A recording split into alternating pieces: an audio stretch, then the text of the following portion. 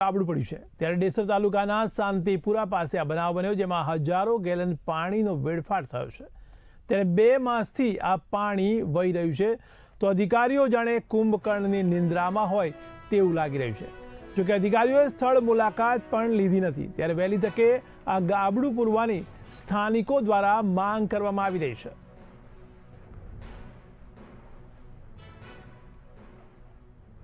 મારું નામ દક્ષેશ કુમાર પ્રવીણભાઈ પટેલ, ગામ શાંતિપુરા। અને અમારે આ જે પાનમના પાણીનો પ્રશ્ન છે, પાનમની કેનાલ અમારી આ વર્ષે જ રિપેર થઈ છે, તે છતાંય 28 આગળ ગાબડું પડવાથી 50% ઉપર પાણી વેસ્ટેજ જઈ રહ્યું છે અને ખેડૂતોને પાછળના ખેડૂતોને ટાઈમસર પાણી મળતું નથી। તો આ બાબતે રજૂઆત કરી છે? આ બાબતે રજૂઆત સાહેબોને કરેલી છે। જ્યારે ફર્સ્ટ પાણી ચાલુ થયું ત્યારથી જ આ રજૂઆત કરેલી છે અને ફોટા અને વિડીયો બી મોકલેલા છે। એક વખત અધિકારી આવીને જોઈને ગયા છે, ત્યારથી આજ દિન સુધી કંઈ નિરાકરણ આવ્યું નથી।